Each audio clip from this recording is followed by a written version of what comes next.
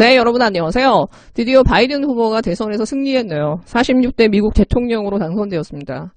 트럼프 대통령이 아무리 부정선거를 이유로 해서 불복을 한다 하더라도 바이든이 이미 매직 넘버 270을 훌쩍 넘었거든요. 그렇기 때문에 따라잡을 수는 없는 상황이에요. 그러니까 바이든의 시대는 열렸다고 봐야죠. 어떻게 보면 자기의 정치 인생을 마감할 즈음에 정치의 최고점에 다다른 사람이에요. 어떻게 보면 억세게 운이 좋은 사나이라고 해야 되나, 바이든은? 진짜, 인생도 만만치 않죠, 바이든의 인생도. 근데, 바이든 뿐만이 아니라, 이 해리스 후보, 부통령인 해리스 후보도 좀 주목해 봐야 될 것 같아요. 제가 볼 땐 해리스 후보는 이번에 정말 잘하면 나중에 대선까지 갈 수 있는 가능성이 너무 많고요. 그리고 또 한 가지 주목해 봐야 될 부분은, 바이든하고 트럼프의 표가 그 별 차이 안 났다라는 거예요. 거의 각 주가 박빙이었어요, 박빙. 둘 다 7천만 표 이상을 확보했거든요. 사실은 바이든이 트럼프에 비해서 400만 표 정도밖에 더 얻지 않았어요. 그만큼 트럼프의 지지자들이 많고, 숨어있는 지지자들이 많았고, 결집했다라는 거거든. 근데 이 7천만이 넘는 표들이 어디로 튈 것인가. 트럼프는 가지만 트럼피즘은 남은 거예요. 어떻게 보면은 이 지표 안에 멘틀 안에 숨어 있었던 그 샤이 트럼프들이 어떻게 보면은 폭발하듯이 튀어나온 거거든요. 그리고 그 중에서 일부 극단적인 사람들은 대한민국의 태극기나 극우 유튜버들 하는 것처럼 그 비슷한 행태를 보였고, 그렇기 때문에 바이든이 조금이라도 뭔가 좀 실수를 하거나 실책을 할 경우에 언제든지 내년 4년 후에 미국 대선은 다시 또 이제 용광로로 들어갈 수 있는 확률이 매우 높아진 상황이죠.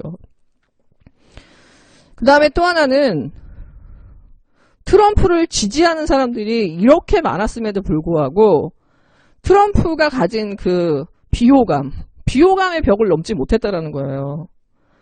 그러니까 이 나라에 있는 이 국진당이나 윤석열도 잘 생각해 봐야 될 게 뭐냐면, 자기들이 그런 극우나 그 태극기 세력의 열렬의 지지를 얻을 수는 있고, 언론의 지지를 얻어서 뭔가 자기들이 큰 세력인 것처럼 하지만, 정말 중도층을 설득하지 못했을 때, 적어도 중도층이 이 사람들로 인해서 이 나라의 민주주의, 이 나라의 어떤 그 공평함, 사회적 정의라는 것들은 이루어질 수 없겠다라는 어떤 선을 넘어버리면 국민들은 반 트럼프 선언을 할 수밖에 없다라는 거죠. 그러니까 비호감이 넘으면 절대로 선거에서 이길 수 없다라는 거를 트럼프가 이번에 확실하게 사실 보여줬어요.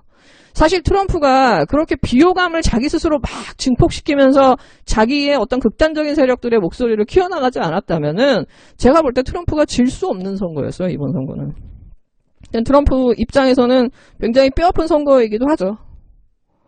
근데 한편으로는 이번 선거를 보면서 제가 느끼는 게 뭐냐, 일단 첫 번째, 미국의 언론들이 그래도 한국의 언론들과 비교했을 때 말도 못하게 제정신을 차리고 있다. 트럼프가 계속해서 부정선거를 획책하니까는 ABC나 이게 다 끊어버리잖아요. 최소한 저렇게 확인이 안 되고 근거 없는 소리를 그 후보자가 하는 것만큼은 언론이 차단하는 거예요. 인터럽트 해버렸죠.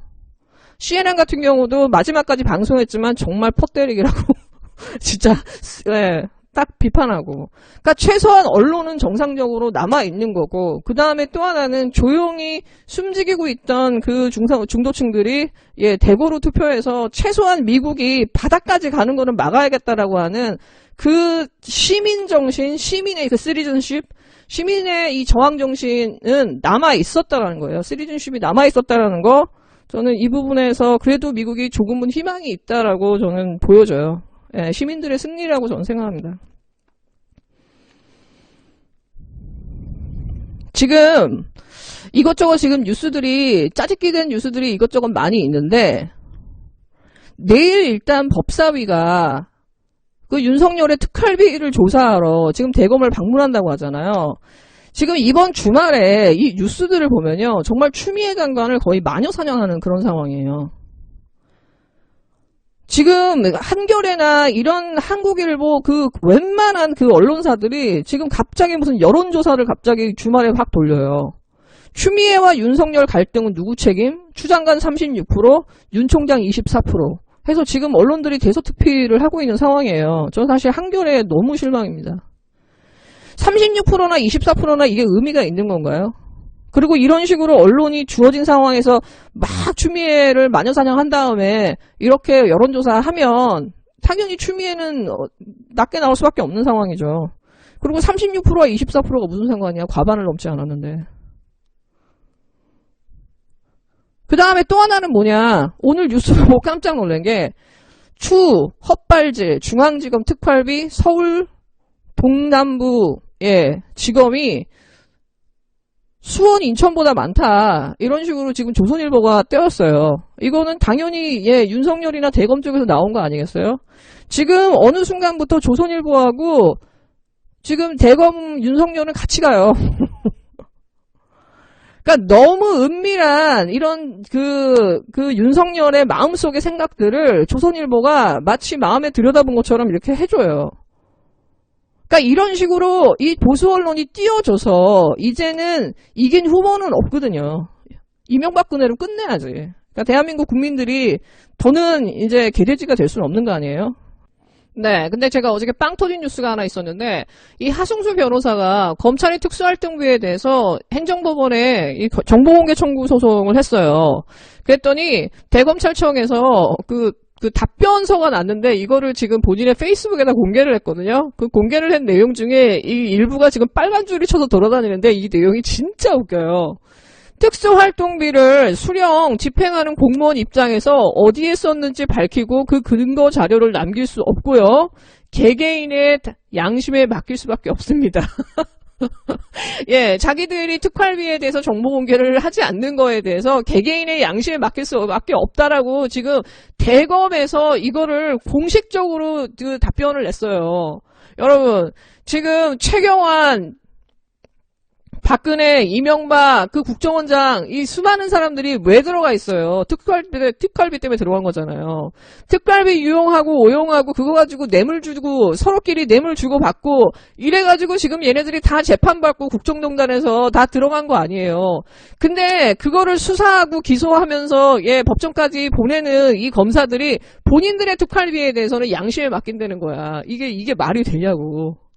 이런 코미디를 지금 우리가 보고 있다는 거예요. 이게 대한민국 검사, 특수부 검사들이나 대검에 있는 인간들의 수준이라는 겁니다.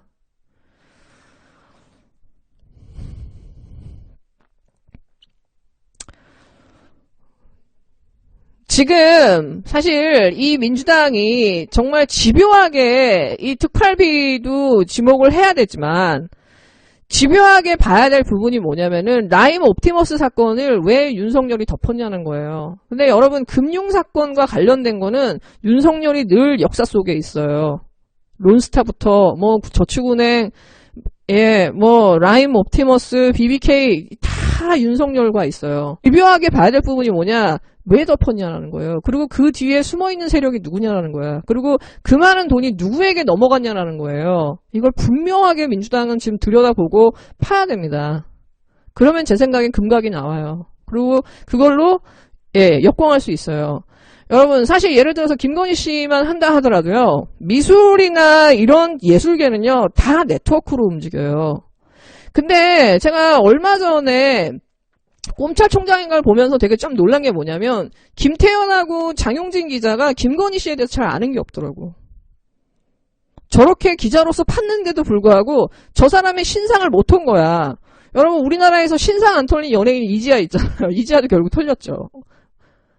근데 아직까지도 신상이 안 털린 사람이 김건희 씨예요. 김건희 어느 고등학교 나왔는지 뭐 어디서 태어났는지 아무도 모르잖아요. 지금 제대로 이렇다 하다라는 카더라만 있지 정확하게 이 사람에 대해서 아는 바가 없어요. 제가 볼 때는 이분을 본 사람조차도 이 사람에 대해서 정확하게 알고 있지 않는 것 같아요. 이렇게 봐서는. 근데 여러분 이 사람의 직업상 다 인맥으로 연결될 수밖에 없는 거예요. 인맥과 항맥으로 연결될 수밖에 없는 게 지금 이 사람이 하고 있는 코바나 콘텐츠 일이거든요. 근데 정말로 중요한 건요. 이 사람이 누구였냐도 중요할지 모르지만 이 사람의 신상이 안 털렸다는 게 더 중요한 거예요. 여러분. 이게 사실은 더 끔찍한 거예요. 왜냐? 인맥과 항맥으로 움직이는 사회에서 이 사람의 존재도 모르는데 몇 억씩 대기업들이 매년 후회했다. 그것도 수십 개의 대기업이. 이거는 있을 수 없는 일이거든요. 인맥 항맥이 정확하게 연결되지 않은 사람이 그 큰 전시회들을 계속해서 기획하고 투자하고 이끌어 왔다라는 거거든요. 이게 사실은 진짜 미스테리인 거고 이게 사실 파봐야 될 일인 거예요. 사실은 윤석열의 와이프가 누구냐가 중요한 것도 있지만은 이 사람의 신상이 이런 일을 함에도 불구하고 털리지 않고 뭐 아무도 알지 못하고 알려고 하는 기자도 알려고 하는 그쪽의 투자자도 없다라는 사실이 이게 사실은 놀라운 거예요. 마치 장모가 350억을 팔취해서 100억을 벌었는데도 그 은행이 고소도 안 할 뿐만 아니라 계속해서 이 김건희의 전시에 투자를 후원을 했다라는 이 사실과 지금 이런 사건들은요 너무너무 말이 안 되는 이 상식을 지금 넘어가고 있거든. 제대로 검사들이 나서서 수사를 하면은 그냥 빵에 가구도 남을 사건들이거든요. 지금 중앙지검에서 김건희 씨 이 후원금 이 협찬금을 가지고 지금 수사한다라고 배당한다고 어저께 뉴스가 나왔는데 지금 중앙지검 내에 이성윤 지검장은 사실은 지금 시험대에 놓인 거예요. 이 사람이 위로 올라갈 수 있느냐 없느냐를. 계속해서 수사하고 배당한다라는 뉴스가 요즘 나오지만 김건희 씨 제대로 불러서 소환한다는 얘기 나오나요? 압수수색했다는 얘기 나오나요? 아무것도 안 나오잖아요. 지금 수사 상황이 하나도 안 나와요. 진짜 검찰이 정말 살아있는 권력을 칠 수 있는지 이렇게 살아있는 권력이 보호하고 있는 것들을 칠 수 있는지 진짜 검찰은 시험대에 놓여있다고 봐요. 이게 안 된다고 하면 검찰청은 해체할 수밖에 없는 거죠. 그리고 지금 윤석열이 본인이 무슨 견제와 균형 어쩌고 하면서 살아있는 권력을 치는 게 공정이라고 하면서 지금 지금 정부 정책까지 지금 건드리면서 지금 있는 상황이라면 제가 볼 때 이거는 이 사람이 단순히 권력 수사하면서 사건 만들어내는 이런 수준이 아니거든요. 이거는 좀 가만두면 안 되는 상황이에요. 이제 임계점에 온 거죠. 봐주고 보니까 이게 완전히 기어오르는 상황인 거지. 빨리 법무부의 감찰 결과가 나와서 그 감찰 결과를 근거로 해서 제가 볼 때는 청와대가 명확하게 그 행동에 나서야 되는 시점이 왔다라고 봅니다. 더 이상 저런 검찰을 용인해서는 안 되죠. 우리 사회가 이 민주주의를 지켜나가기 위해서는. 검찰이 사법부도 아닌 바 아니라 검찰이 법무부의 외청이라는 사실을 국민들한테 명확하게 알려주지 않은 상태에서 이걸 계속 키워나가고 방어한다? 제가 볼 때는 이거는 제가 볼 때 큰 문제가 될 수 있어요.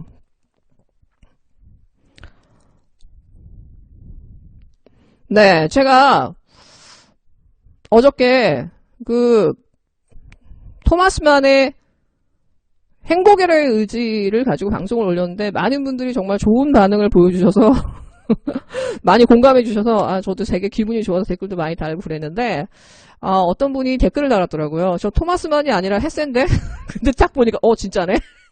그래서 썸네일 위를 바꿨습니다, 여러분. 실수했어요. 자는 와중에 하다 보니까 네, 그리고 작은 액수지만 계속해서 후원해 주시는 분들 너무너무 감사드립니다. 정말 도움이 많이 돼요. 네, 여러분 즐거운 하루 되세요.